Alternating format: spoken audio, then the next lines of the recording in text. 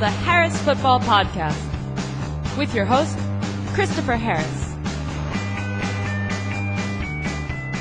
Welcome in. Welcome. This is the Harris Football Podcast. I am Chris Harris. Thank you very much for listening. This has been our first full week of shows. We did 5 shows this week for the first time, and your response has been just so positive and so fun to see, to the point where the little podcast that could somehow is in the top 5 in the sports category on iTunes. And really, I mean, that's because of you folks. It's just been a pleasure to be interacting with you on Twitter at Harris Football, Facebook.com/Harris Football. You can email the show, heyharris@harrisfootball.com. Thank you very much for your support. It's been great, and we're going to pay it back a little bit today with a Dynasty League podcast, much requested from all of you. Let's get right to it. Today's kickoff. As I said, we're going to talk a lot of Dynasty football today. First, going to hit some training camp news very briefly. We'll talk some theory about setting up a Dynasty League and what kinds of rules are advisable. And I'm going to talk about that through the lens of La Liga Lebowski, which is my Dynasty League that I started and am commissioner of. It's rather intense, a lot of arcane rules.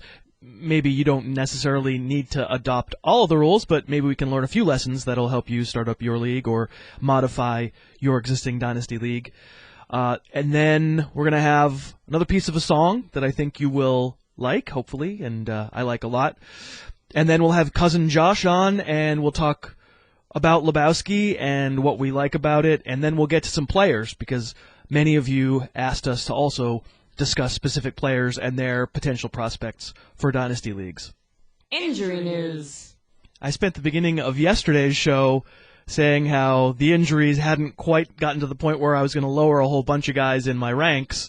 And then people started talking about Kevin White. You heard Ian Rappaport of the NFL Network saying that the Bears are concerned with White's shin splints, and the idea of him starting the year on the PUP list is on the table, although in the next breath they apparently also said that they expect him to start running next week, and there's still plenty of time for him to catch up if he can get back out on the practice field. But I have to say, if you're drafting this weekend and you're going to use my ranks, I had to make a change because I didn't want you to treat Kevin White as the top rookie receiver on the board given the uncertainty about his shins. And therefore, I did lower him. You can check out the ranks at harrisfootball.com/ranks, and you'll see that White is now below several rookie receivers. And, I definitely think there's time for him to recover and become a major part of that offense way before training camp ends. But again, if you're drafting imminently, I think you have to be somewhat realistic about the possibility of him missing so much time that someone like Eddie Royal takes over his potential starting spot, and he doesn't have quite the rookie season that we hoped. Few other injuries of note, not enough to affect the ranks at this point. Devontae Freeman, the second-year running back in Atlanta, apparently hurt a hamstring. He now joins Tevin Coleman, who also has a hamstring problem. Now Anton Smith is maybe getting some run with the ones. Let's just keep monitoring this. I'm not sure we know enough yet to make big changes. Deshaun Jackson hurt a shoulder. At first, the reports were a little scary, but now we're hearing that he'll only miss 1 to 2 weeks, certainly not going to influence whether or not he's the number 1 wide receiver in Washington. Marquise Lee in Jacksonville injured a hamstring. I actually did lower him just a little bit because it's not so much this injury, just sort of being fed up with him in general. I dropped him pretty much all the way off all my lists. Probably the only way at this point that Lee is draftable is if you are in, deep Dynasty League where you want to maybe spend a bench spot on him and hang on to him if it's a real deep league.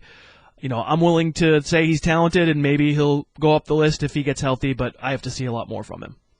Okay, so as I mentioned off the top, this was an episode that probably more people have requested than any other topic to talk about what goes into making a Dynasty League, what kinds of rules a Dynasty League should have, that kind of thing. And obviously there's no right answer to fit all circumstances, but some of the folks who asked some questions on Twitter Eric Sarr said, as commissioner, I'd like to know details and tips how to get started, keep it going, ways to structure it.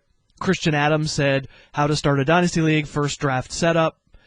Mike Garantakis said, it would be nice just to get some basic advice for beginners at the format. Christian Hildebrand, best way to account for inflation in auction salary cap leagues. Chris Dudzinski, the best way to set up your league, ways to set up long-term keepers, rules for keepers. Kyle Graves, actual format, auction salary cap. So as I mentioned, later in the show we'll talk specific players for 2015 and beyond, and you can find my player ranks for Dynasty Leagues at harrisfootball.com. Let's get into the general stuff about Dynasty, though. The general idea in Dynasty is to create roster consistency from year to year, but not too much roster consistency. So it's not just I'm keeping X number of players, it's also that the league should fashion a way for it to become progressively more and more painful to do that keeping. And that is, as the guy just mentioned in their question, some kind of inflation system. You can accomplish this kind of balance really in either format. You can probably most easily accomplish it in an auction because after an auction, every player has a dollar value associated with him. You establish a salary cap for all teams, and then as each year goes by, you can increase any kept player's salary so he starts to eat up more and more of his team's cap. But if your league doesn't have the time or the inclination to do an auction, and auctions do take significantly more time, you can accomplish the same kinds of things I'm talking about in a snake draft too, with round acceleration, right? So kept players can be slotted several rounds ahead of where they were kept the previous year, also making it more and more painful to keep them. I prefer auction. If you can get everyone in your league to spend the time on a long auction the first year of your league, you got over the hump, because all subsequent auctions are going to take much less time because so many players will be kept. The free agent pool will never be as big in subsequent years as it is in that first year. This is the basic equation, though. Keeping players for multiple seasons and having it be more painful for them to be kept, so eventually teams have to make difficult choices to maybe get rid of, trade away, cut, whatever, good players that otherwise you might keep. And that's what you're shooting for in a good Dynasty League. Okay, so you might ask, how many keepers make a Dynasty League? In other words, what's the difference between a regular old league where everyone just gets to keep a couple players from year to year and a Dynasty League? Cousin Josh and I are going to talk about this in some detail later in the show, but suffice it to say, the more players kept, the more of a Dynasty League you have. All right, so now I figured would be the time to describe some of the features of La Liga Lebowski, because we tried to address a lot of the issues we'd found in previous Dynasty Leagues when we made these rules. I'm the first one to admit we probably went overboard. I don't know why I'm saying we. I went overboard and made something that's probably too complicated for most leagues. But I'm thinking maybe you can pick and choose from these ideas to try and help your league make a nice combination of long-term keeping along with enough roster turnover not to make it feel ridiculous. Also, you can note on my Twitter feed, I've linked to the Lebowski rules page. That's at Harris Football. So you can see all this laid out in excruciating detail. So the way La Liga works is this. For veterans, every year around this time, we have a free agent auction. In fact, this year's auction is coming Monday night. And I'm going to have John Anik on next Tuesday's show to talk about it. He's the defending La Liga champion. He probably has some insights. Maybe he can teach me a few things. So this auction, this veteran auction, is for every player who's not currently under contract. And you bid with however much salary cap space you have. Now, once the auction's over, you've won the players you've won, and you get to decide the length of each player's contract from between 1 and 5 years. It's your choice. But there's a catch. Every March 1st, we roll the league over to the next league year, and every player's salary, who's still under contract, goes up 20%, while the salary cap only goes up 5%. So if you pay big bucks for LaShawn McCoy, you have to budget for him becoming 20% more expensive each year. Can you afford to get stuck with an aging Shady 4 years down the road, with his salary getting progressively higher and higher, and you having less and less cap room for other players to fill out your roster. It makes for a delicate balance, and at any given time, every team in La Liga has faced what have turned out to be bad contracts, and so we're all sort of gun-shy about assigning 4 or 5 years to people that we pay a lot for in auctions. Now, you can release players with bad contracts, but if they still have multiple years left on their deal, you suffer a salary cap hit the next season. I established a schedule where the hit is greater the more years a player has left on his contract. So teams almost always carry dead money from season to season from times they felt they had to release a bad contract. So now every June-ish, I guess, we also have a 5-round rookie draft. Non-snake, so in reverse order of the previous year's standings, we do have a weighted draft lottery for all the non-playoff teams, but basically whoever picks first in the first round also picks first in the second round. The dollar values for each rookie draft pick are slotted. Number 1 overall pick automatically gets a 3-year contract at a certain predetermined dollar figure. Number 2 gets a 3-year contract for slightly less, and so on. Now, I should mention that any player, rookie or veteran, can sign a contract extension, one time per contract. I know this is starting to sound like already we're getting complicated. This part isn't too bad. I'll give you a couple examples. I draft Amari Cooper as a rookie. I get him for 3 years automatically. Any rookie you take in the rookie draft, you get for 3 years. If he winds up being a stud, and I want to keep him longer than that, I can extend him one time under that contract for as many as from between 1 to 5 years. So the maximum I can own for a rookie, I can have him for the first 8 years that he's in the NFL. Another example, I get Jimmy Garoppolo on the cheap in this year's veteran auction, and I assign him a 5-year contract after the draft. And then it turns out he really is the next Tom Brady, and I want him for as long as I can possibly have him. I can, at some point, extend him as many as another 5 years, so I could have him, in theory, for 10 years. Of course, through all these seasons we're talking about, the player's contract is cranking 20% higher every year. Those are the basics of how La Liga both allows many keepers.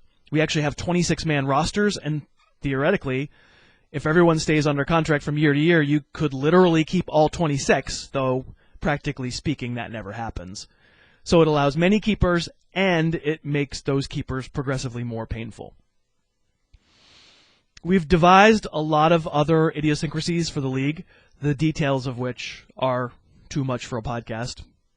Things like player holdouts, where a vastly underpaid player will demand to be paid the average of the top players at his position. We have franchise tags, and we have transition tags, where owners can spend a bunch of money to hang on to an impending free agent who's really good. We have practice squads where you can stash rookies or young players who aren't ready to contribute just yet but look like they could be contributors in the future. Now, do you have to do all of these things to make a successful Dynasty League? Obviously, of course not. As commissioner, I can tell you, I myself, the person who wrote all these rules, forget this stuff. I forget the minutia of the rules from year to year, and I have to go back and read the page that I wrote and remind myself, refresh both myself and all the other owners about the tasks that we all have to do next. Plus, I also am responsible for some pretty nifty Excel work when the league rolls over.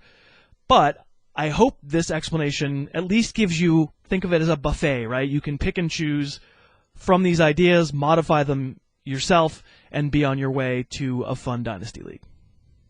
Harris's Music Digression. Today's digression is from a band from Philadelphia called Hop Along, and their third full-length record is called Painted Shut. It is really great, and I want to thank Hop Along for allowing me to play a piece of one of their songs from Painted Shut. This song is called Powerful Man. I honestly could have picked about one of 5 or 6 tracks. It's a really, really good record. Frances, her voice is absolutely incredible. Again, the band is Hop Along, and this song is called Powerful Man. Take a listen, and then we'll get back to more Dynasty talk.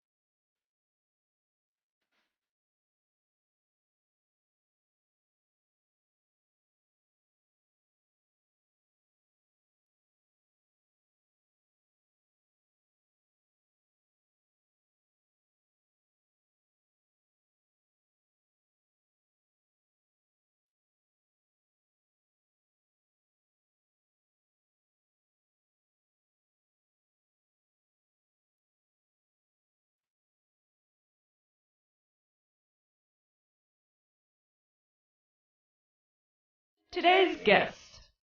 And today's guest is Cousin Josh. How are you doing? Doing all right. Had a little bit of an incident at Chipotle a few minutes ago. Had to wait online for about 18 minutes as they ran out of chicken. Said it'd be one more minute as they were cutting it. Couldn't deal with it, so I went carnitas, but I ate that, and I'm ready to talk some football. That's interesting. I think that the audience is very concerned with your diet, so we maybe could get like a fantasy Josh's Diet League going. Sure. I definitely would have a lot of. I would invest a high draft pick in carrots.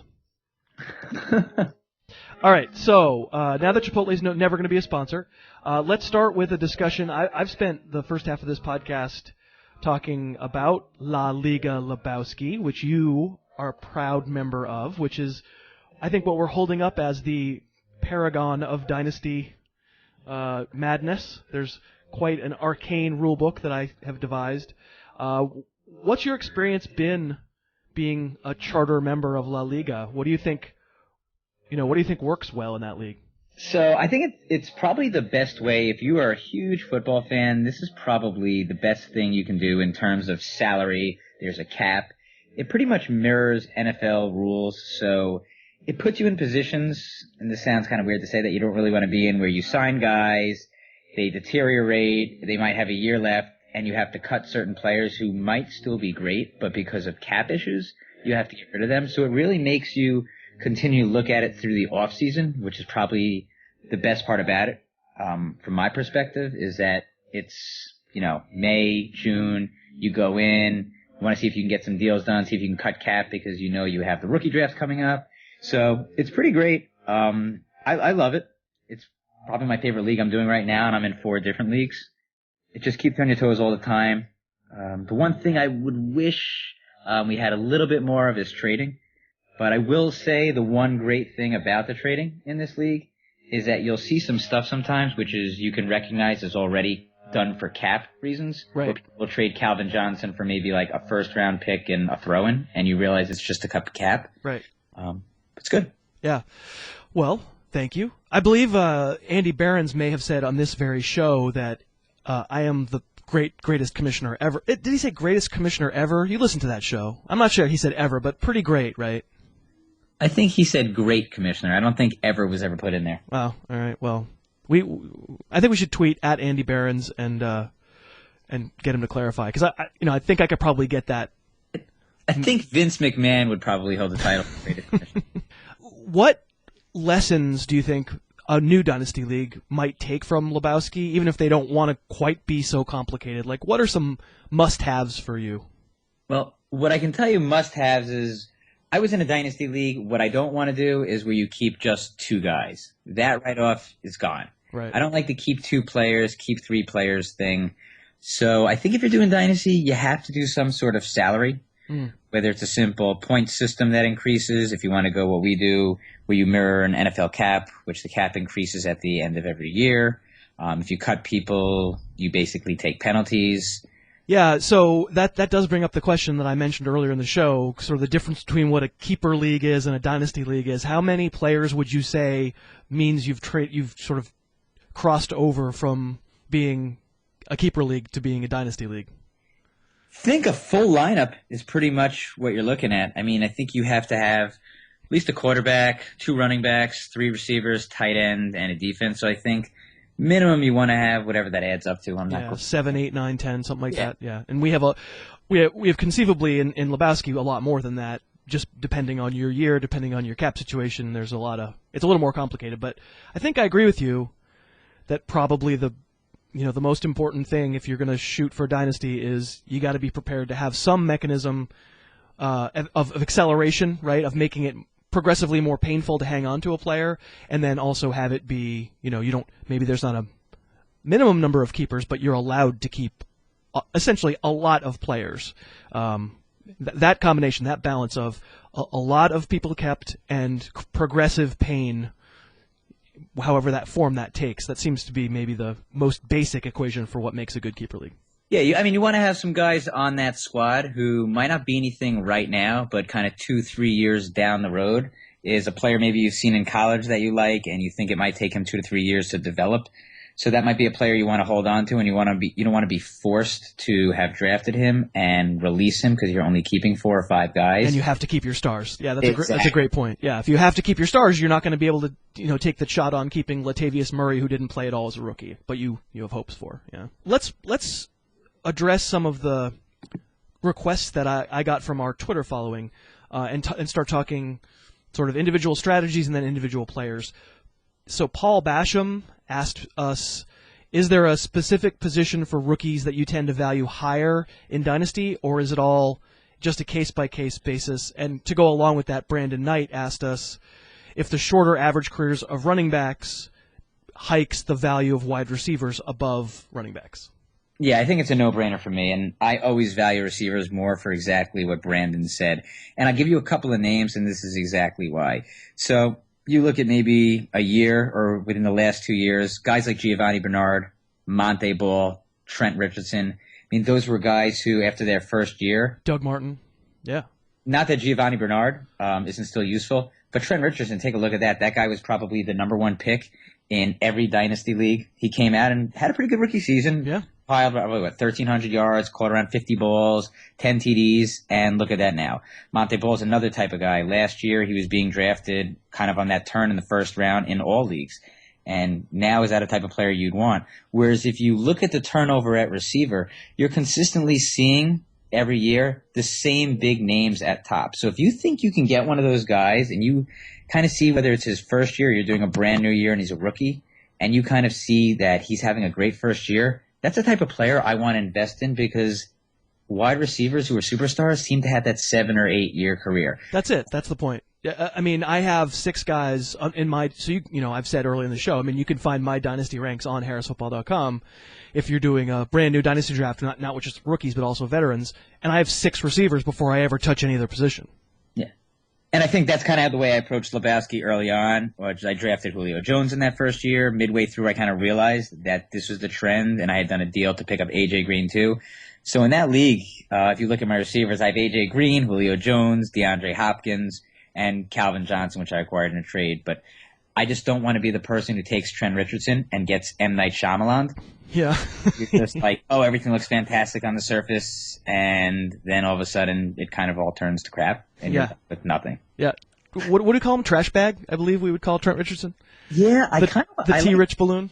I would call him T-Rich balloon, trash bag, but I kind of like that M. Night Shyamalan term. Kind of just threw that out on the spot. Where it's like, this all looks great. So you're sort of bragging about your improvisational skills a little bit? A little bit. Yeah. Oh. Okay, so we're thinking wide receivers get a little bit of a bump ahead of running backs because of longevity. How about quarterbacks? If you're doing a startup dynasty draft, Wash U Tiger from Twitter asked, how early should you draft Luck or Rodgers in a startup? So I took a look at your rankings. Yep. And I saw you still have Luck at 8 and you have Rodgers at 20 for dynasty. I'd have them both in the top 10. In a dynasty for me, I want guaranteed 3 years at least where there's no chance that it's going to turn into dog poo. Mm-hmm. And for me, Luck, Rodgers, locks. Minimum 3 years, barring some sort of catastrophic injury to shoulders or knees. Those guys are going to give you value. Yeah, but that's the same thing about wide receivers. I mean, let's take a look. Victor Cruz maybe 2 years ago. That might have been a guy who might have been in your top 10. Or a guy mine. I know you have issues with Victor Cruz. We're not going to. I know you get all of his TDs 60 yards or above. No one could sustain that. I know all your stats on that. Yeah. But there's players who worry me. I mean, Odell Beckham, it looks great. He had that first fantastic year. He has hamstring issues. I feel like the Giants are cursed to a degree. Mm. I would take Luck and Rodgers over him. What do you think of Giant fans, by the way? I know you love Giant fans. It's amazing because I live in New York my whole life, and I hate every single New York sports team because I just can't deal with the fans. It's just awful. And that's coming from a guy who's went from Long Island to Manhattan to Brooklyn, lived in Buffalo, all across the state. You're kidding. You're from Long Island? I don't think anybody could tell that from you would never know that from my accent. Never. I drink coffee every morning. Do you? Coffee. Yeah. I mean, the reason Rodgers for me is a little bit lower than Luck is just age, and I don't agree that Rodgers is not injury prone because I think he's been hurt in each of the last 3 years to some degree. He's been great, but I don't think the catastrophic Aaron Rodgers injury is as far away from possibility as you think. So you would feel more comfortable taking Rob Gronkowski in a Dynasty League right now than Aaron Rodgers, knowing Brady's age? 100%. 100%. I mean, I think Gronk is going to be good whoever the quarterback is. Gronk is a potentially Hall of Fame tight end.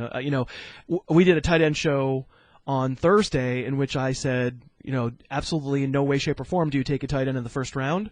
And in a Dynasty League, you can erase that. I have Rob Gronkowski as a top 10 player, whether it's standard scoring, whether it's point per reception, because year after year, I think he'll still be there no matter who the quarterback is. And that means something as opposed to, the players who maybe their talent isn't transcendent and they're in good situations right now.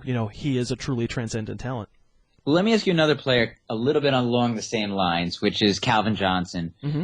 And the reason I ask you him is he's had some injuries recently.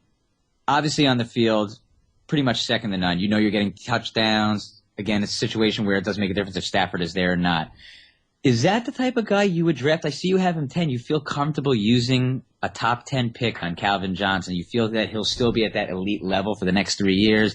Not going to worry about injuries, anything like that? Well, I'm going to worry about injuries because I always worry about injuries with Megatron. But my worry, I think, is accounted for by not having him number 1. He's the best player in the NFL in terms of just at his position, the unbelievable ridiculousness of his skills and ability. I have Des Bryant as the number 1 player. Mm-hmm. Calvin Johnson's a better player than Des Bryant. Des Bryant's really good, but mm-hmm. Calvin Johnson's better. Calvin Johnson's just a combination of size and speed that's not possible for humanity. It's just ridiculous. And, so my downgrade on him is to 10.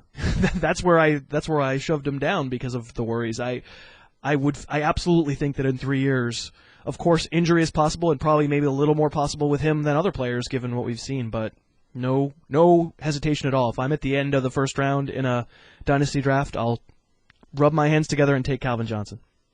And speaking of injuries, just in the same note, because I got to ask about him, Todd Gurley, he's 21 on your ranks, hasn't played any NFL football yet. Coming off that surgery, the injury, mm-hmm. you would feel very good at using a second-round pick on him, or you just think the upside is so unbelievable that that's probably a route where he should go. Yeah, I mean, in a standard scoring league, he's my number 6 running back in a full start from scratch dynasty league. He's my number 6 running back. Now, if I'm taking him in the second round, I'm obviously assuming a strategy that's not I'm 100% going for it in 2015 because there's a lot of risk this year that he, maybe doesn't play right away or is in a platoon with Trey Mason or whatever. I just think he's Adrian Peterson. I think the knee eventually will be fine, and next year he's going to be a candidate to be the number 1 player overall. I think he's that good. Wow. So, yeah. I haven't seen a prospect like him come out of college since Peterson. What about Trent Richardson? Yeah, I mean, you remember how much I didn't like Trent Richardson as a rookie and kind of had to eat it when he was pretty good, like you said, and then famously, lambasted the Browns for making the trade and thinking that, they didn't get enough and that was stupid. And then in the end, of course, they used Johnny Manziel, so that may not have been a good pick, but it was a good trade. No, I never thought Richardson was a great prospect. I mean, I loved him. I thought Adrian Peterson was a poor man's Trent Richardson, but that's probably its own podcast. If only he'd been from Long Island. All right, so let's go back to our questions here. I had 4 or 5 people. One of them was Devin Van Beek. Ask me if we could get into how we go about evaluating trade possibilities between veterans and rookie draft picks. Clearly, there probably isn't an overall rule because it depends on your league. Like in Lebowski, it's very specific because veterans get expensive and they get, once they start being massive cap hits, they're worth less. And so, you're just, like you said, dumping salary. But even if we kind of set aside the format of the league, how do you even start to think about rookie draft picks and trades for veterans? So for me, if I have a team that's on the cusp of winning, I mean, you play fantasy football to win. Not to Herman Edwards this, but you're playing basically to win that specific year. You never want to mail in a season and just throw your entire year away. You're not watching football, for fantasy reasons. So if you're on the cusp, I have no problem dealing away young talent or rookie picks to get that player who you think could win you that year. So what I like to do is after about 3 or 4 weeks, if I think my team is looking good, you're 3-1 or 4-0, I'll deal away future picks and even young talent to get that player. I did it last year in our league. I had dealt, I think, Allen Robinson and a first-round pick to get Calvin Johnson. Right. And I didn't win. I came in, I think, 3rd place. But I think if you can get rid of young talent or young picks, I should say rookie picks, to get a chance to win that year, you have to do it. I think the larger point is, oh my goodness, don't value rookie picks all that highly. They just aren't necessarily going to work out. I mean, we've run down some, number 1, number 2, number 3 picks in the past few years who haven't worked. I think it's sucker bet. I think you go ahead and deal them in a heartbeat. I think if somebody wants to give you a great player for some maybe, don't even think about it. Do it. If you find yourself in a position to roll with it this year, of course it can bite you. I wound up winning our draft lottery and took Amari Cooper, and I'm happy to have Amari Cooper. I think eventually I'm going to be really happy. I have 3 years to have him establish himself in Lebowski. I'm glad I have him. I didn't actually wind up taking Todd Gurley because we have kind of funkier rules where receivers are worth a little bit more. But so yes, I'm happy I had Cooper. If I'd been contending, I absolutely would have traded that pick away. I don't think they're worth, because Amari Cooper could wind up being meh. We don't know. I think he's going to be good, but we don't really know.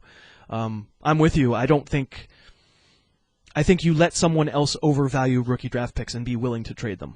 Sure. I mean, as far as young players too, on that note, last year you probably could have snagged a player like Alfred Morris or a running back like that for Sammy Watkins early on in the season. And it's not a knock on Sammy Watkins. I know he's high on your Dynasty ranks, but in that situation in Buffalo right now, I'd much rather have Alfred Morris for at least this year, and depending on where he winds up next year. Yeah, surely I obviously have Watkins higher in my Dynasty ranks than Morris, but in my redraft, I absolutely have Morris higher. So that's one of the brilliant things about playing Dynasty is that you find owners who are at different purposes, who are at cross purposes, and that's when fun trades get made, right? When people have kind of different goals. I agree we don't have a ton of trading in this league, but I think that's just mostly a result of people being super busy. I think the rules kind of do encourage people with different goals, making trades. But what I do love about the trades, though, is when they do go down, the first thing you do is you scratch your head. You're like, wait, what? That guy just went for that guy? Right. And it kind of makes you investigate what actually happened. You're like, oh, okay, I see this person. He might not be 3-8 at this time. Right. He's in cap hell. Yeah. Exactly. He's got to unload that. Yeah. We have a lot of cap hell. Yeah. All right, so let's dive into some specific players because a lot of folks wanted us to do that too, and we haven't yet done that on this podcast. So let's talk. If you're in a Dynasty league, Mark Jordan, among other people, asked, he's looking for young running backs with future potential, not necessarily this year. Guy like Latavius Murray last year, somebody who had missed his rookie season and didn't look like he was going to get a great depth chart opportunity, but we maybe believed in the ability. Does anybody running back wise come to mind? Could be a rookie, could be just a young player. I think Matt Jones comes to mind. I just mentioned him. You just seriously went deep. That was awesome, dude. I should have probably waited that for the super deep sleeper. Man. The reason why I like Matt Jones is there's not a ton right now in that Washington roster. Alfred Morris is in that final year of his contract. He's got $1.5 million left. After this year, he's going to be a free agent. We always see running backs change in the NFL. I think the reason why I like Matt Jones is because it's one of those situations where you can get him late in a draft. So that might be someone you want to pick up, and depending on your league rules, if you can keep a player for 3, 4, 5 years, I'm looking to hit a jackpot late. I think that's a good ticket to bet, knowing Alfred Morris could be out of Washington at the end of the year. All right. Well, you certainly don't have size concerns. He's almost a fullback. 6'2", 230 pounds. Question whether he could be an early down back. I see a little. I keep ragging on Alfred Blue, but I see a little Alfred Blue in him. Although Washington seems to like his pass protection, and they think he might play on third down this year. You pulled out a deep one right away. That's pretty awesome. Yeah, and I'll throw also in, you got Bill Callahan in there, who's been great for the run games wherever he's gone. Who else? I think this one. I don't think this one is as obscure. All right. But I wouldn't mind taking a shot on Jerick McKinnon. Sure, no, definitely. We've seen him be fantasy relevant last year, sure. He's been fantasy relevant. Mm-hmm. Of course, I want to believe the AP situation plays out well, but would you be totally shocked at the end of this year, however the situation plays out, where he's not on the Vikings? Not at all. Would not be shocked. Do I expect it? Not necessarily, but No. won't be shocked. But you can write the story where he's not on the Vikings at the end of this year. McKinnon, to me, parallels a little bit of an Andre Ellington type player. And I think he might be the type of guy where you can, again, get later on in drafts. People look at AP and they go, all right, he's going in the first few rounds. And they always forget that Jerick McKinnon was pretty useful the weeks he played last year. He can catch the ball. Yeah. That offense is pretty good now in Minnesota. So that's the type of player I'd be looking to pick in the later parts of the draft to stow away. I've got a couple of Raven running backs. Justin Forsett still scares me. I think he's going to wind up being overdrafted. 30, small, one-year wonder. Big workload last year. Love the system, so if he stays healthy, probably going to be really good, and I'm going to be wrong. But I got Buck Allen and Lorenzo Taliaferro in Baltimore, and in Lebowski, I have McKinnon as well. I have both Allen and Taliaferro. Have made the investment. They're both pretty cheap, and I expect to benefit, hopefully, this year. This comes down to finding a situation where you think the starter may not be long for the starterhood, and I think I've covered the idea that I'm skeptical of Forsett to death. How about you? Any other running backs in mind? Well, it's funny. I actually had Buck Allen on my list as well, and I'm actually a Forsett supporter. But again, I'm realistic. I could tell the story where he breaks down week 5, week 6, and I can see a situation where Buck Allen is moving forward. Any other running backs, or can I throw some receivers? Yeah, throw some receivers. I like Devontae Adams. Yeah? I think that's a situation. I always look at the situation. I want to look at prolific offenses. We've seen him be relevant as a wide receiver 3. You have Jordy Nelson there, Cobb's there. So even as a wide receiver 3 in Green Bay right now, he's going to be useful depending on who they're playing on a specific week. But, man, if anything ever happened to Nelson or Cobb, I mean, he's an instant every single week play with Aaron Rodgers there. Yeah, I think that's a good call. If you're going to look at a number 3 receiver, it seems pretty clear that that's a good offense to have the number 3 receiver. He'll probably play anyway, and then the role would be huge. And how do you feel about the kid in Denver, Cody Latimer? Kind of a similar situation, right? Sure. I think it's the exact same situation as far as playing around Demaryius Thomas and Emmanuel Sanders. He's going to be on the field a lot. The only difference, I think... Well, Manning's old. I mean, you just worry The only difference between Latimer and Adams is that Manning, to me, might have this year and next year, whereas Rodgers, I feel a lot more comfortable for the next 3 or 4 years. How about Devin Funchess? Do you buy in? I mean, I was so negative on Funchess leading in the draft class, thinking, man, he's not a tight end, he's not a wide receiver, what is he? But having him land in Carolina and having him kind of be a clone of Kelvin Benjamin, I took him in Lebowski. I took him, I think maybe in the 3rd round of the rookie draft. I felt a little bit like a sucker, but he'd fallen far enough. Am I crazy for liking that role? I don't think you're crazy. I don't think you're going to get prolific numbers in that Carolina offense. Oh no, Kelvin Benjamin's never done anything in fantasy. No, he's been great for TDs. Again, I would argue I think some of those were a little bit imaginary, and I'm not a Kelvin Benjamin guy. Imaginary touchdowns, is that a fantasy category? Oh, sure. I think they're called touchdowns, between the 1 yard, 2 yard line, balls popped up, land in your chest, or stuck in your helmet, things like that. Not that he's done those specific things. No, because he hasn't, you moron. Imaginary touchdowns, I think, are exactly what Victor Cruz has done in the past. Right. Well, Victor Cruz probably leads the league in imaginary touchdowns. But as far as that offense, yeah, I think you could turn into a playable player. He's never going to be, for me at least, an every week starter. When I look at him in that specific offense, I think they want to run the ball with Stewart.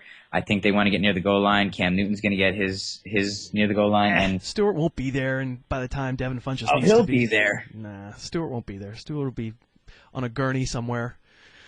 He's still young. He's 8 years old. He'll have worn out his welcome when he's hurt again in week 4. And I have him in Lebowski. Although, how much money do I pay him? Ugh. I think you're paying him like $70 a year. Yeah, something like $70. I think Eddie Lacy actually costs less than that right now. Yeah, that makes me feel great. Yeah.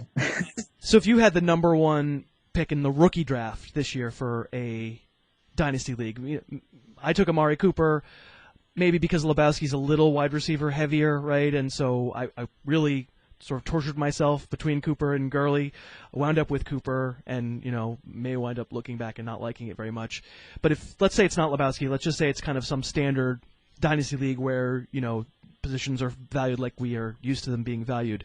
In that rookie draft, and you had the 1 pick, who you grabbing? I still think it's Gurley or Cooper. Yeah? And who would you take? I might go Gurley. I do think that Todd Gurley pick, if it hits, I don't know if he'll ever get to that 1 spot. It's like the Tomlinson move.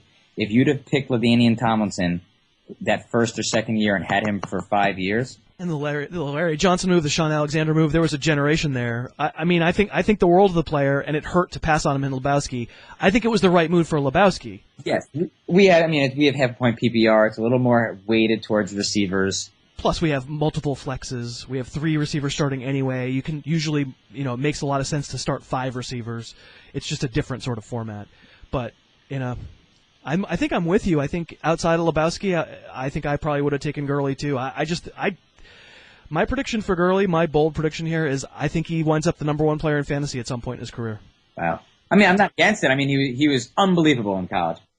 All right, man. Well, this was very good. Do you have any other Dynasty thoughts that you need to get off your chest before we let you?